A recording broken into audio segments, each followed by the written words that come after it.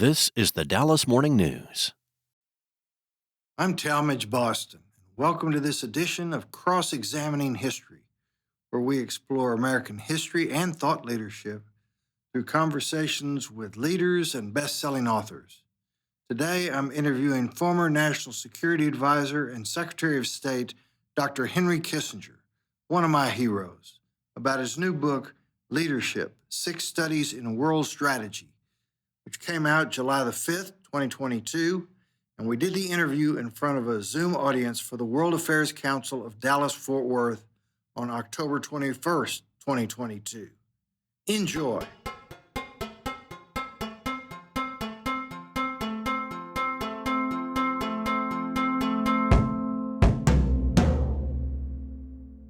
When most people think of the history of diplomacy and statecraft, a common name comes to mind: Henry Kissinger.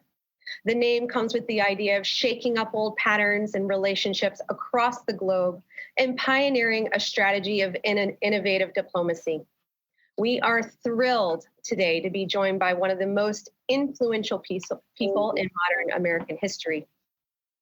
This afternoon, we are discussing Dr. Kissinger's new book, Leadership: 6 Studies in World Strategy, and we'll fit in some of those other current world events as well. Hello and welcome. I'm Liz Brailsford, President and CEO of the World Affairs Council of Dallas-Fort Worth. Welcome to our virtual program featuring Dr. Henry Kissinger, moderated by Talmadge Boston. It's not the first time we've had Dr. Kissinger. The first was in 2013 when we hosted him in person here in Dallas. And as a matter of fact, Talmadge was the moderator during that program as well. So gentlemen, welcome, and we'll get you on screen in just a moment. I want to thank the many organizations that partnered with us today for the program, including the Dallas Regional Chamber, Global Ties US, Global Santa Fe, Locklord LLC, Shackelford, Bowen, McKinley, and Norton LLP, and several members of the World Affairs Council network from across the nation. We thank you. And last, I want to thank our institutional partners, NEC Corporation of America and Lockheed Martin. A reminder to our viewers that you can purchase signed bookplate copies of Dr. Kissinger's book, In Leadership: 6 Studies in World Strategy, online right now through our partner at Interabang Bookstore. Go to interabangbooks.com, interabangbooks.com, to order from this fantastic bookstore partner of ours. And those who pre-purchase their copies when registering for this webinar will be receiving them in the mail shortly if you've not already. So speaking of membership, if you're not a member of the World Affairs Council, please do join us. I'd love to see you at our virtual and in-person events, mostly in person these days. But I'd love to welcome you to our community of engaged citizens. It means a lot to me. So please do join us. You can visit our website at dfwworld.org. That's dfwworld.org for more information. We have hundreds of students and teachers joining us today from across North Texas. The Council's Global Young Leaders Program provides essential opportunities for educators and students to engage with our programming, and we're really happy to have you with us. And I must thank Linda and Richard Schaefer for your generous support of the GYL program, the Global Young Leaders Program. I want to tell you about a couple of programs we have upcoming quickly.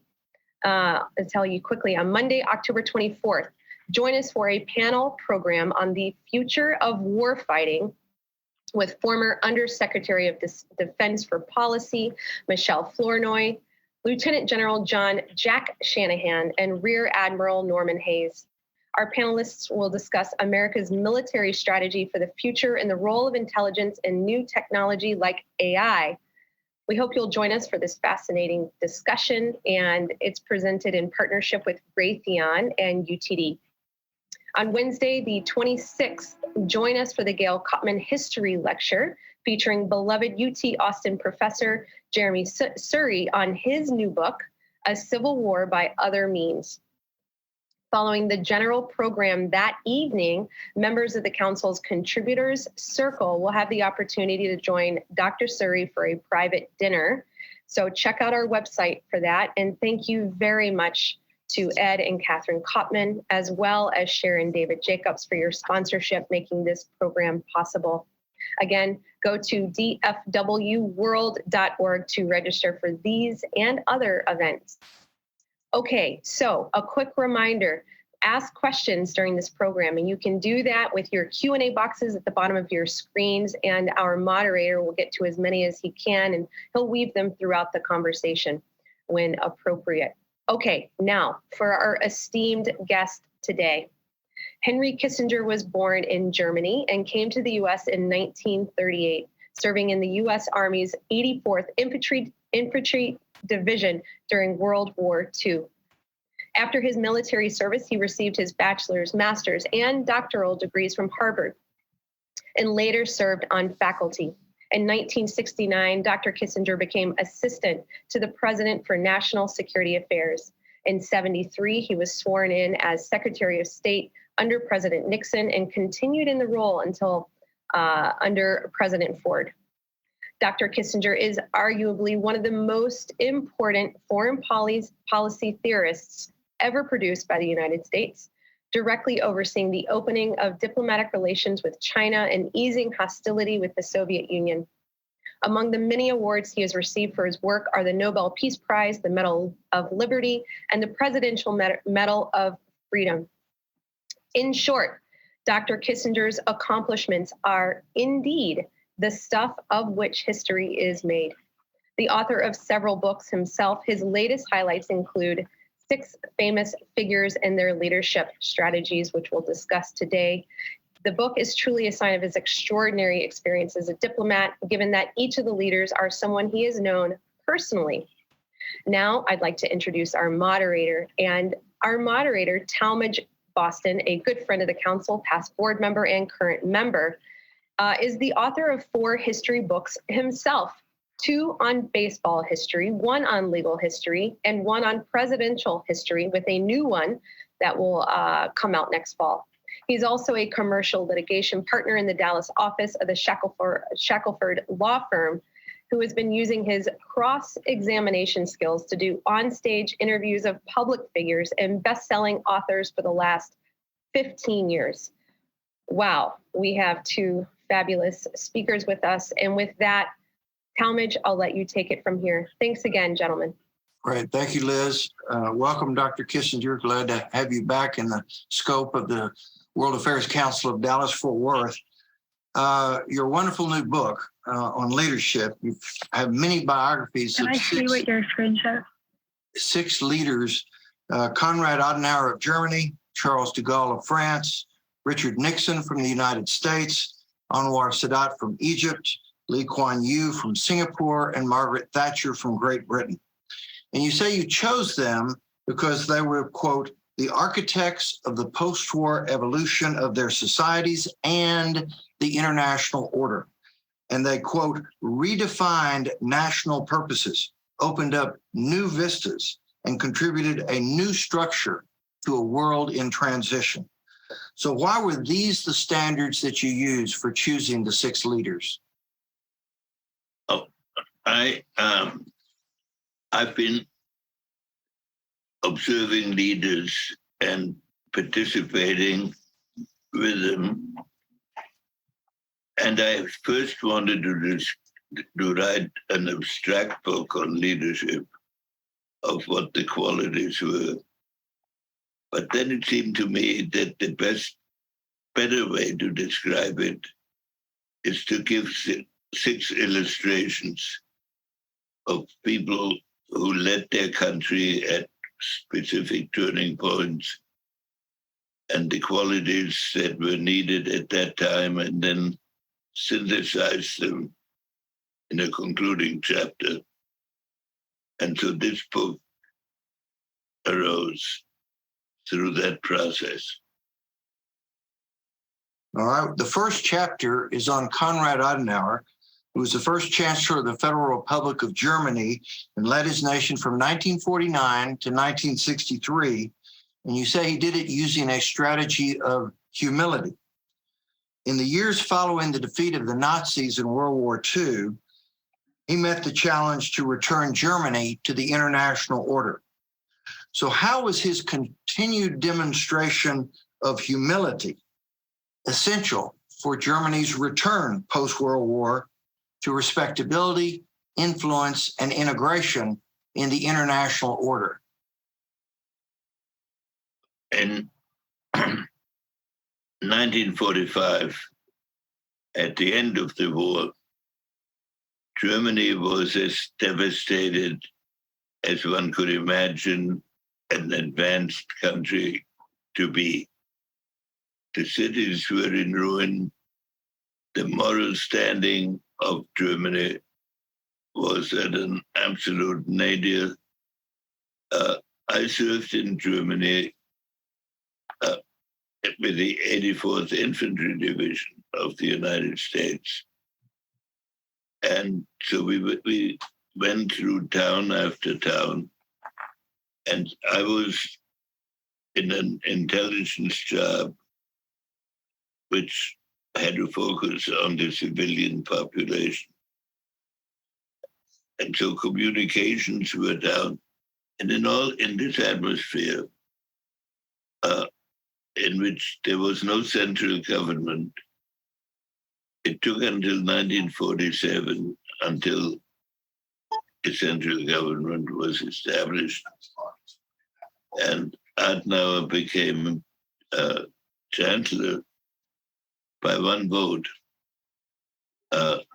The parliament voted on by one vote, and he found a country that was divided. Russia had occupied the eastern part of the country, and with the communication system down and the four allies occupying different parts of Germany. In that atmosphere, he established his position as chancellor, but he had to get his people to accept these circumstances. And he had the allies to get to recognize Germany as an equal and to forget about what had happened during the war. So he adopted what I call the strategy of humility, accepting the partition of Germany, acting as a chancellor of West Germany, and emphasizing above all democratic values and institutions. And a debate in Parliament, when there were some objections, he shouted out, "Who do you think lost the war?" And made it clear that this was a duty now they had to carry out. And he brought Germany back into the community of nations. And he established and strengthened democratic institutions. And one of the high points of his career was when he was invited to Washington and went to the tomb of the unknown soldier and laid a wreath, and the German national anthem was played by an American military band. And he described that in his memoirs as saying that tears were streaming down our faces because we had reached a turning point in our history. And then he shepherded Germany through the blockade of Berlin, Russian ultimatums on Berlin. And it can be said that for about 50 years afterwards, every chancellor followed substantially his line. But while he was a very strong leader for his country, he was satisfied with a subordinate position at the beginning and tried to establish principles and succeeded of reliability and democracy. One of the most compelling parts of the Adenauer chapter was his response to the Jews in Israel, who, of course, had been the victims of the Holocaust, and how Adenauer, with his position of humility and humanity, responded to them. So tell our audience about... He believed that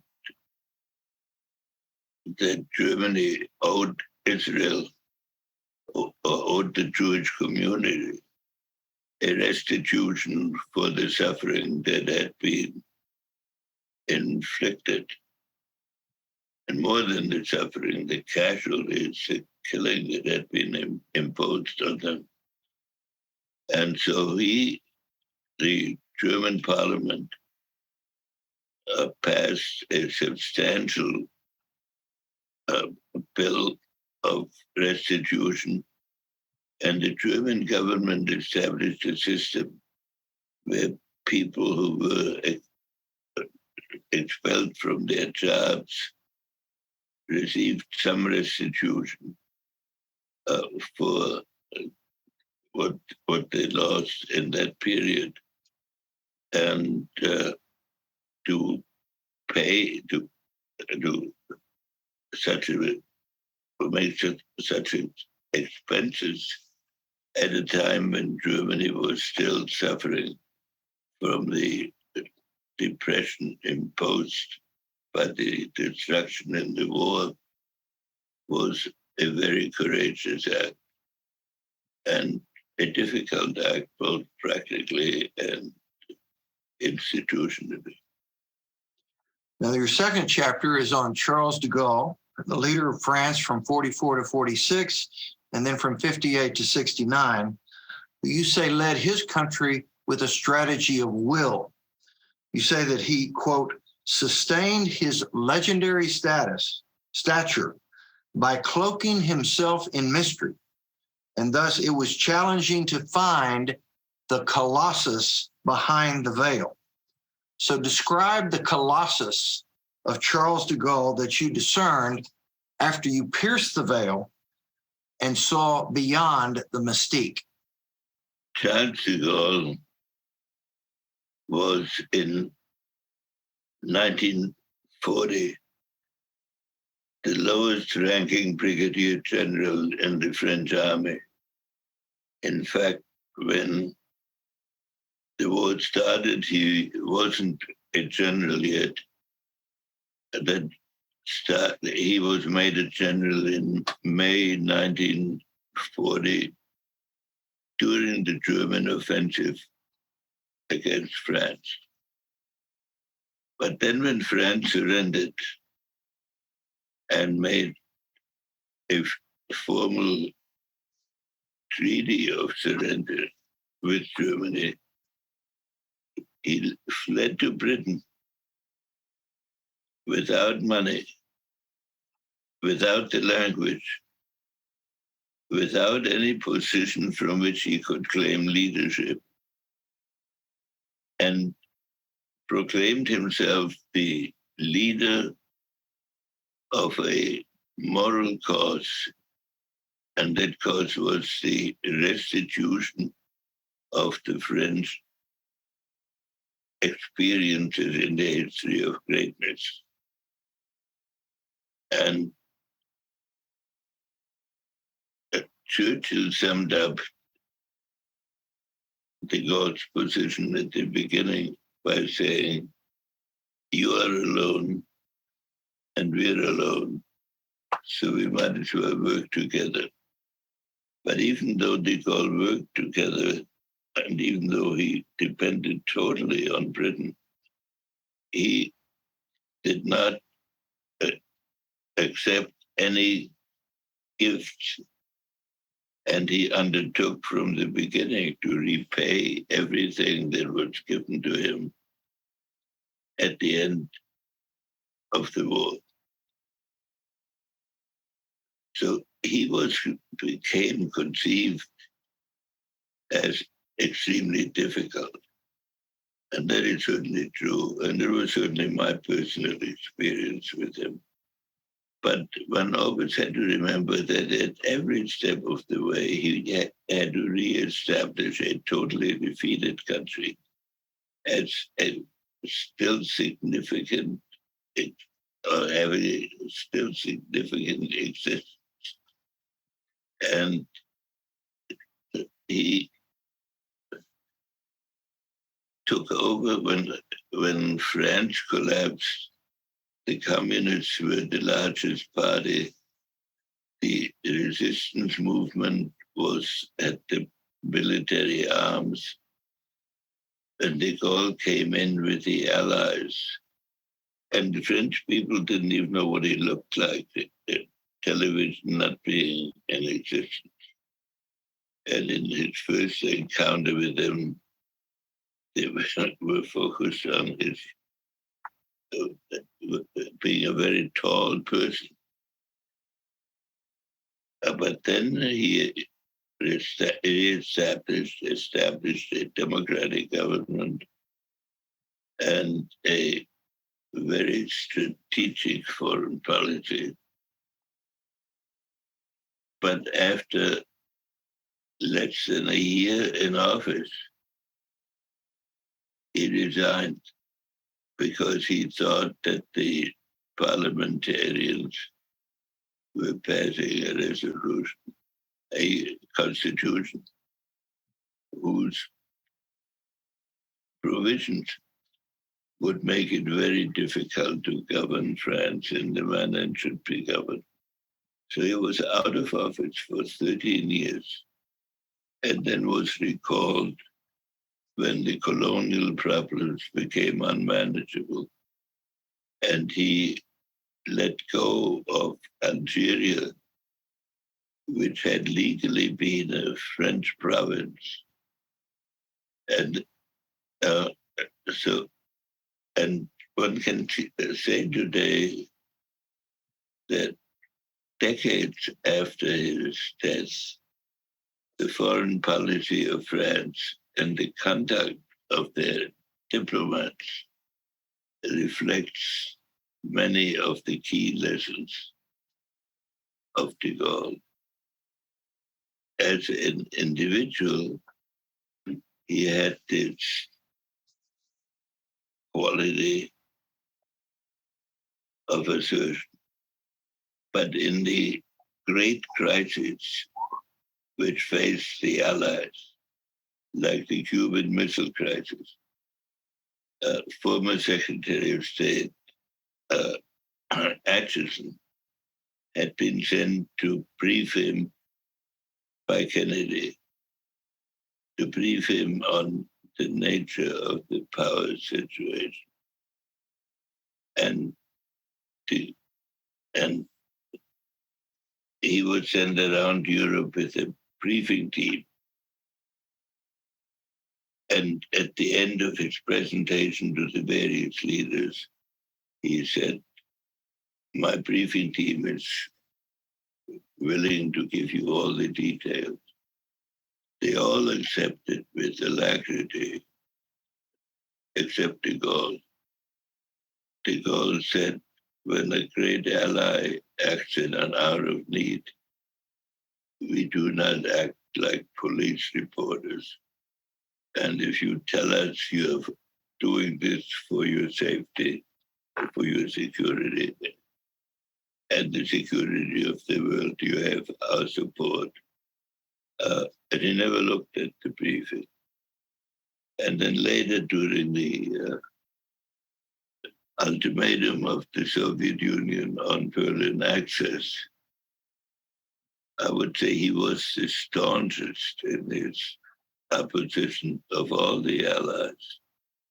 So he had this dual personality of reconstructing his country and morally, while at the same time reestablishing it physically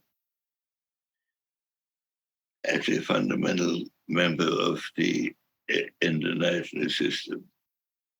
There are many irritating things he did, like when President Roosevelt wanted to stop in Algeria on the way back from a conference.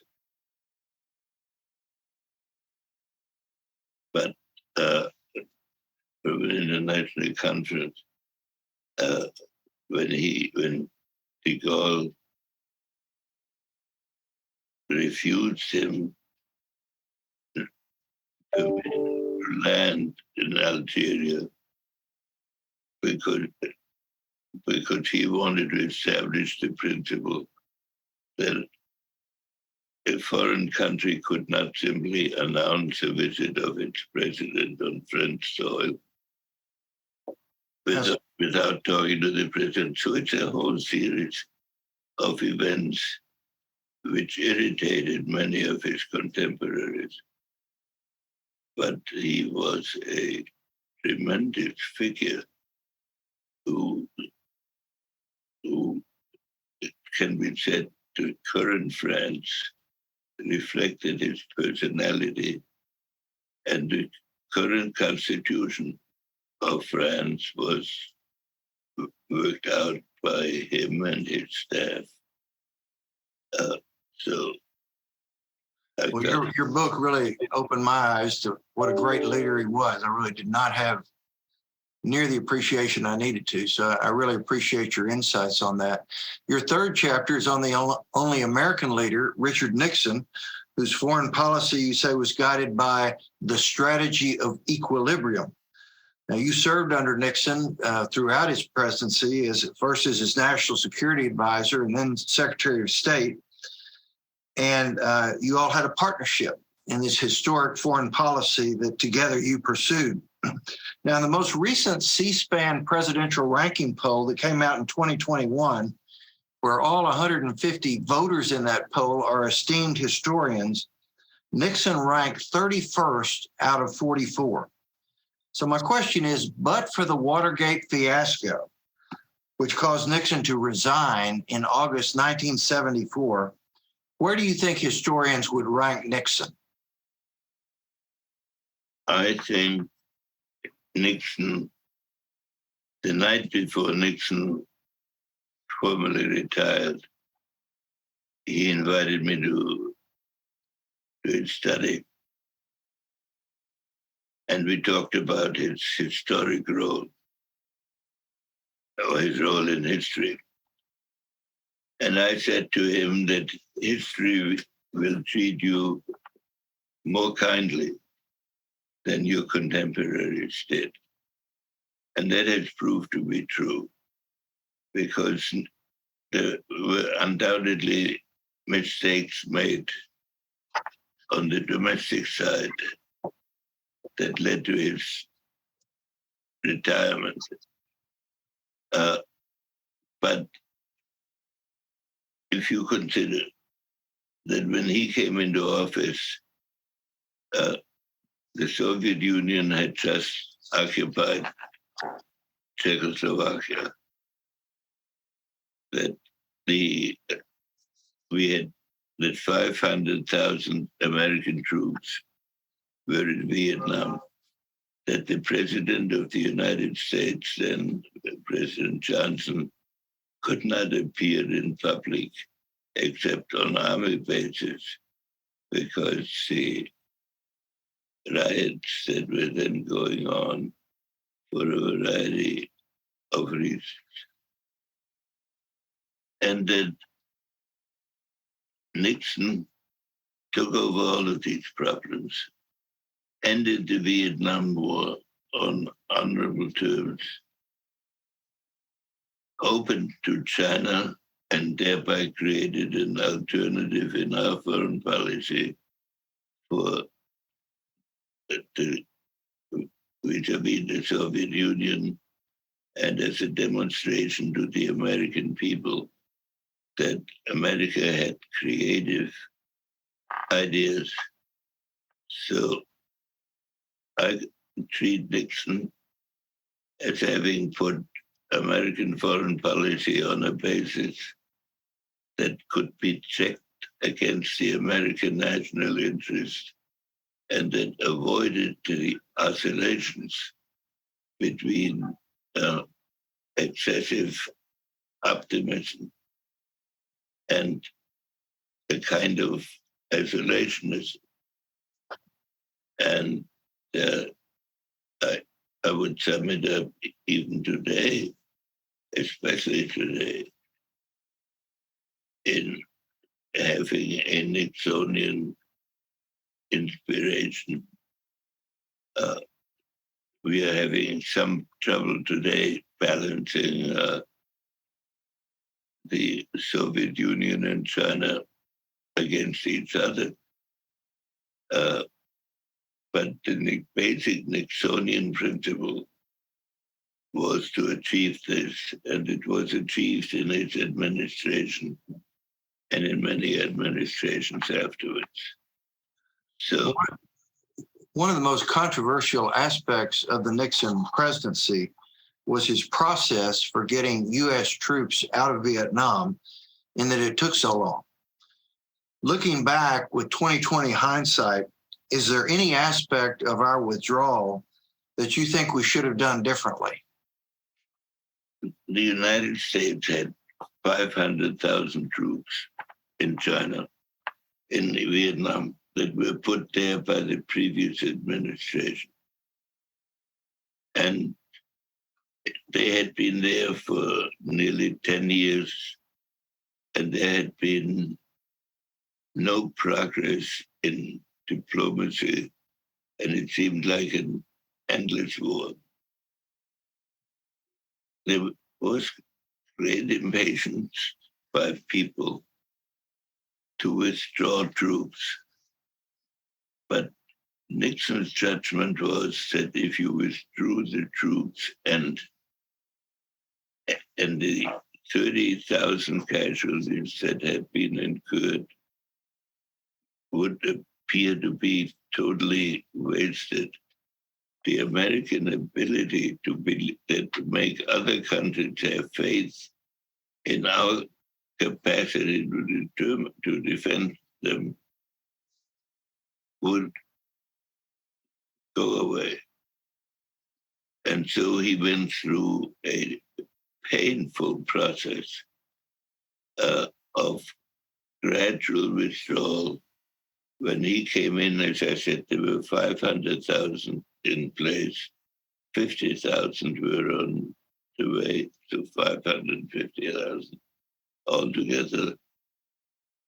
3 years afterwards, there were only 25,000 Americans in Vietnam, and the defense of Vietnam was conducted largely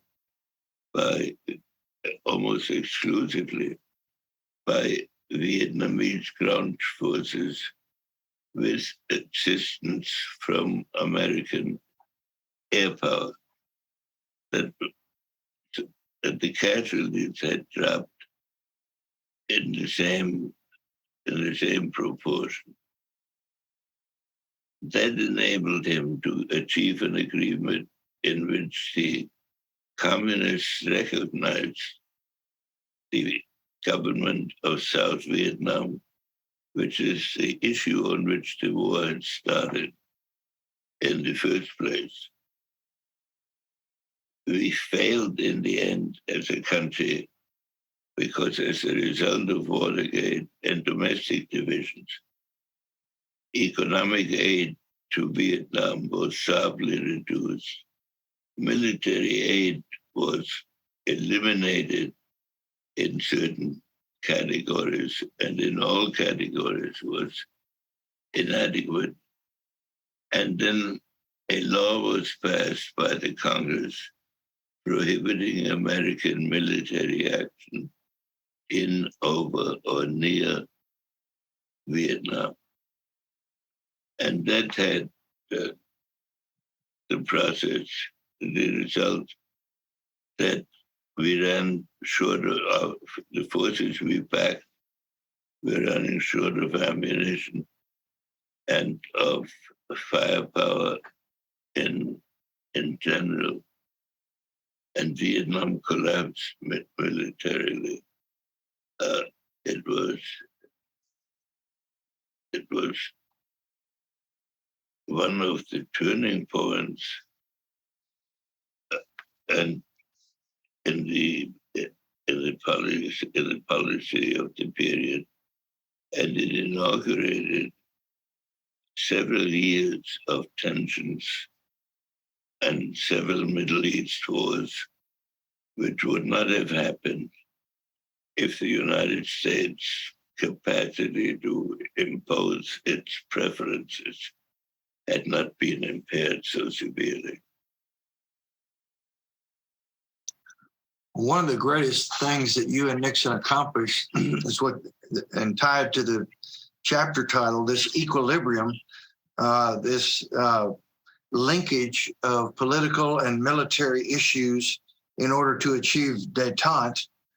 And as I read about triangle diplomacy that you and he masterminded, I had this image of three-dimensional chess, but because we're dealing in a world where there's nuclear warfare, it's also high-stakes poker, because you have to be a great bluffer in the very nuanced threats that are made. So give us your overview of triangular diplomacy and why in a world that we live in, it's necessary in order to achieve a balance of power. Well, when you have two communist adversaries,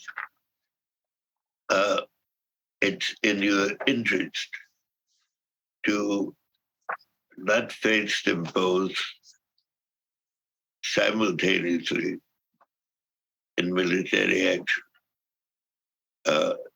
It's a principle I fear we are violating at this moment. But when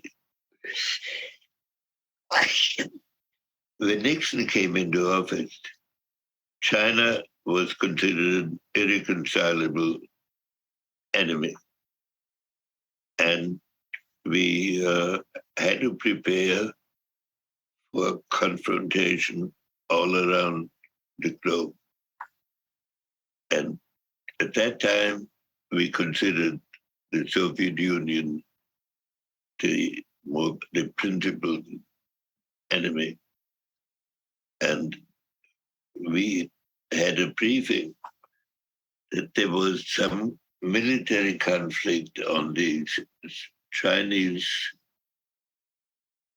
Russian border between the Chinese and the Russians.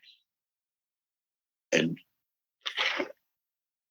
we decided that in our diplomacy, we would lean towards the weaker, even though we had no relations with China whatsoever, but we wanted to prevent the balance of power in the world from being overturned.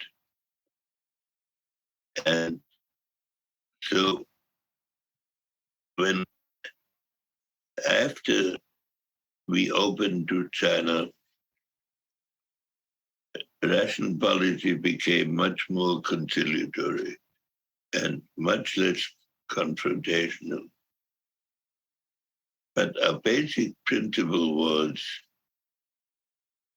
that we should always be closer to either of them than they were to each other, so that we always had a greater bargaining position. And from then posture, then we could achieve a decisive position in the Middle East conflicts and repel several attacks, one on Jordan in 1971 and another one in 73 when there was a war on the whole system in the region, and lead that process towards peace agreements that are still maintained today. So Nixon marked a turning point in our history from a very difficult position. It was obscured by the domestic crisis that ended his presidency, which I always considered a great national tragedy. But therefore, I was honored to include him in this book of leading statesmen and contribute to a broader assessment of his abilities and contribution than was the case before. A member of our audience has a question related to what you've been talking about in terms of China, as to the way it was while you were the national security advisor and the way it is now. If you were Secretary of State now attempting to invoke triangular diplomacy, what would you do different to try to bring things back into balance? I don't want to make this a personal issue, because every administration faces changing conditions that have resulted from the evolution of the events. But my basic judgment has been that if we engage in simultaneous hostility with both of these countries, then we have no great options of flexibility. And there's a great danger that a war situation can arise in two places at once, in different parts of the world, with different constituencies, putting an enormous strain on our resources and on our leadership. I say that as a general principle, but I have supported the administration in their actions in Ukraine. And so it's an issue that has to be looked at from the evolution of where it arrived at it. And the basic mistakes in Ukraine were made actually in previous administrations, when the issue of membership in NATO for Ukraine was put forward. And that was a really profound challenge to Russia. But when Russia tried to overturn this by a sudden attack on trying to incorporate Ukraine back into Russia, that was a challenge which needed to be resisted. And I agree with the policy that brought us to this point on the resistance. But I think the point is now being reached where diplomatic options need to be brought into play so that the war doesn't get out of hand and become a global conflict. Now, the next chapter is on Anwar Sadat, president of Egypt from 1970 to 81, who won the Nobel Peace Prize in 1978. And you say he led his nation using the strategy of transcendence. By that, you say he transcended ideologies that for decades had contorted the Middle East and bled Egypt dry, and he made bold and unexpected moves calculated to serve a larger strategic objective. So, what were the most important aspects of how Sadat went about achieving this type of transcendence? When Sadat became president, when President Nasser had a heart attack and disappeared unexpectedly.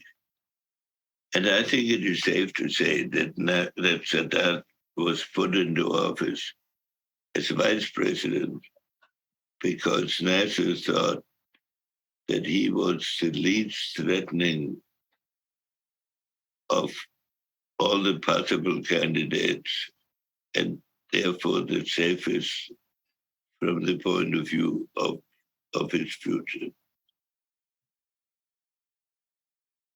So Sadat inherited a set of policies that he wanted to change, but he had to move at first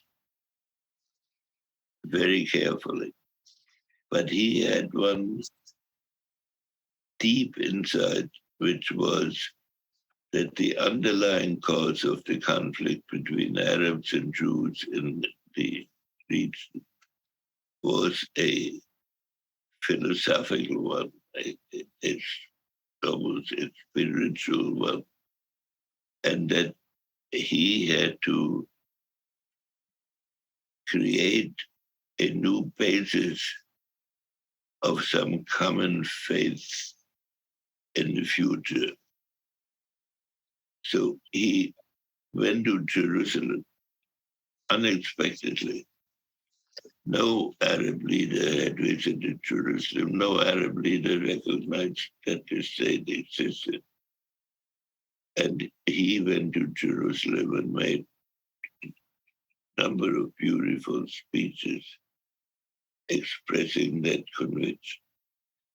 And he went on beyond that to make a formal peace treaty, which means that he recognized the permanent existence of Israel and he encouraged negotiations along this line in other parts of the Middle East. When one looks back on it, I had the honor of getting to know him quite well. When I first encountered him, or hadn't met him yet. Before I met him, he was sort of I described him once as a character out of Aida, the opera of Aida, because he seemed to be making a lot of grandiloquent statements, and at that time had not taken any action. But then he did this huge jump of saying, this is not a practical context. This is a spiritual context, and I have to uplift my society.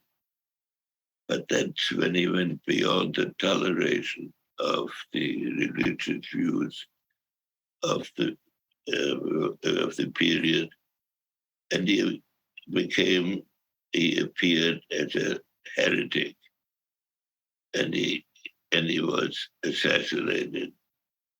It's a tragedy because his insight was correct, and whenever it has been implemented, like by subsequent agreements with Egypt and then with the United Arab Republic, progress is being made. But the radicals in the region have rejected it, and we're now heading into serious issues with especially Iranian nuclear weapons. The next chapter in mindful of our time, is on Lee Kuan Yew, who led Singapore from 1959 to 1990, a very small nation, and not many people, didn't have any basic natural resources, and yet he turned it into a world-class economy by executing what you call the strategy of excellence. So explain his commitment to excellence and how he instilled it into the national consciousness of Singapore's citizens. Well, Singapore has a population now of about 3 million. When it was founded, it had about 1.5 million. Its territory was that of a small island, and Lee Kuan Yew used to say it's whatever the number is at low tide. At high tide, it was smaller. It had 3 different ethnic groups: Indians, Malays, and Chinese. It was surrounded by much more powerful nations, and they didn't speak the same language. So when Lee Kuan Yew became president, he decided that the only asset he had was the quality of his people, and that therefore, if he made his people live up to the limit of their capacity, they would do astounding things of economic well-being. When he was a young man, the per capita income of Singapore, was $60,000 a year. Today, it is 60,000. At that time, it was 600, and it went from 600 to over 60,000 today. And Lee Kuan Yew, in the process, also developed views about the relationship between China and the United States, with his country being placed between these two countries, of appealing to both of these countries on principles of coexistence.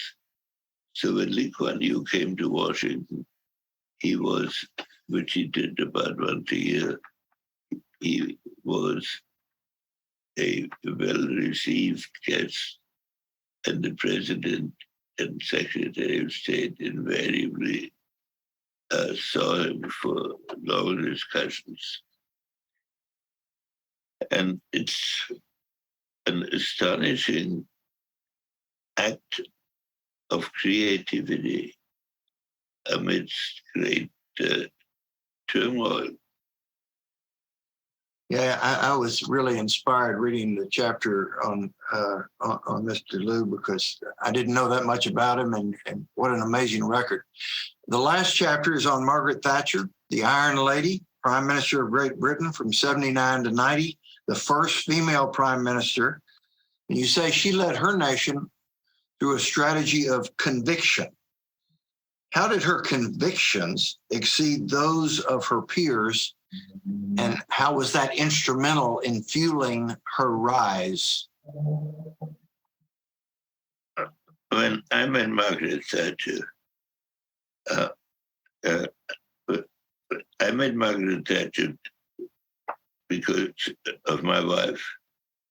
My wife had been in England to write something about the educational system, and Margaret Thatcher was education minister. And Nancy wrote me and said, "This woman is fantastic. You ought to meet her." But I had no obvious reason to meet her because of the subject matter of her field. Anyway, when I finally did meet her, she had been made leaders of the Conservative Party. And at that time, it was conventional wisdom that in order to win an election, you have to win the middle ground and to place yourself in such a way. So I asked her that question, how are you going to gain the middle ground? She said, I have absolutely no intention of gaining the middle ground. I think if you fight for the middle ground, you're destroying democracy. My job as party leader is to put forward my convictions. And if I put forward my convictions in a plausible and understandable and clear way, the middle ground will move to me. And that's what I'm about. And I've thought, sadly, this moment when a prime minister in England was pushed out after 3 weeks in office, very few weeks in office. This could never have happened to Margaret Thatcher.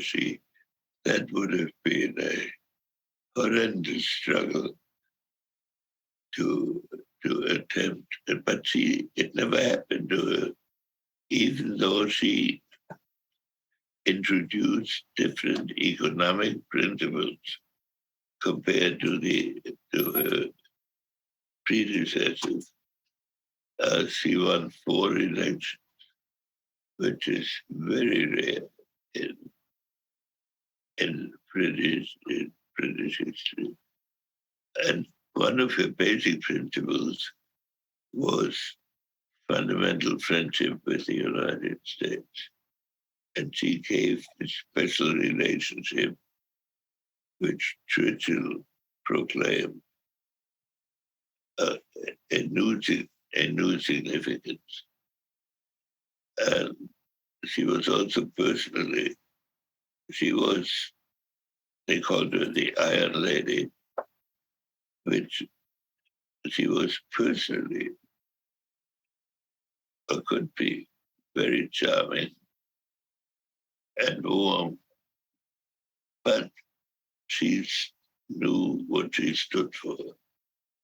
And so she provided a reference point when the Argentine government took the Falkland Islands, which were a British set of islands off the coast of South America. It was the conviction of every military expert in the world that nothing could be done about that. But Margaret Thatcher said she had no particular interest in the Falkland Islands, but she said, you cannot simply permit countries to impose their will by military force and remain a country that's useful for alliances. Well, one of the fascinating things about her leadership was her relationship with Reagan. You say in the book that they had a true partnership, that she was the only person outside the United States to whom Reagan listened, and that she acted as if Britain was on a par with the United States, and Reagan went along with her. So as I read all that, do you think she actually dominated him, or were they 50-50 partners, or how do you size up that relationship? I say she understood him. She understood that Reagan had a deep conviction about the role of the United States internationally.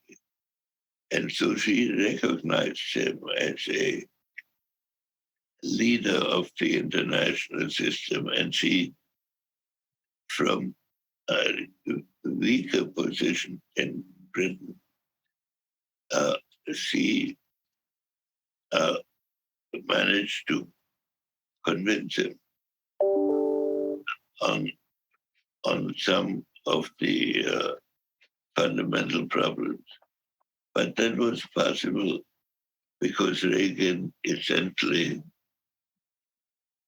agreed with her and sort of admired her spunky quality. So it was a sort of ideal relationship in which the President of the United States uh,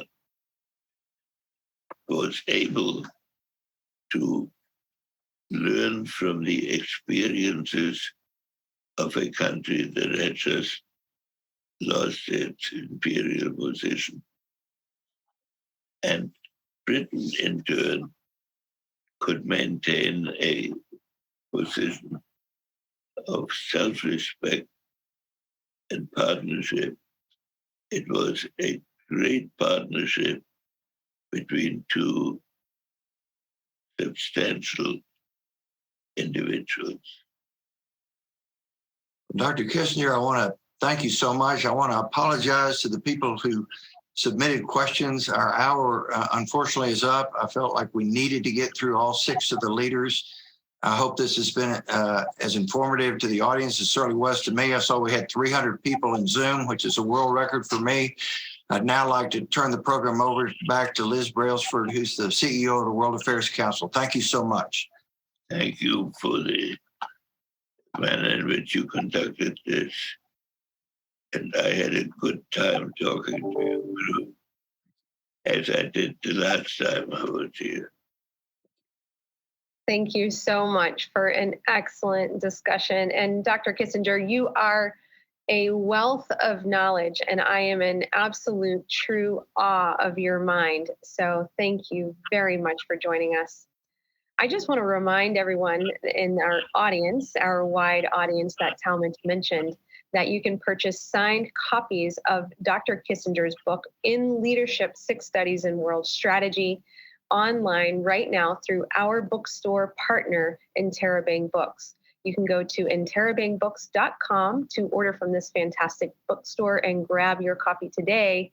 And if you're not a member of our council yet, please join us. We'd love to have you be a member. Go to dfwworld.org to become a member. And with that, thank you, everyone. Thank you, Dr. Kissinger. Thank you, Talmadge. And thank you to our audience for joining us and taking the time on this Friday afternoon. We'll see you next time. Henry Kissinger knows more about international affairs and diplomacy than anyone. He's also a terrific writer. I hope you enjoyed this podcast. Make sure and catch all my podcasts at Spotify, iTunes, and SoundCloud. Until next time, remember, as my late great friend Bobby Bregan used to say, you can't hit the ball with the bat on your shoulder. This is Talmadge Boston of the law firm Shackelford, Bowen, McKinley, and Norton. Thanks for listening.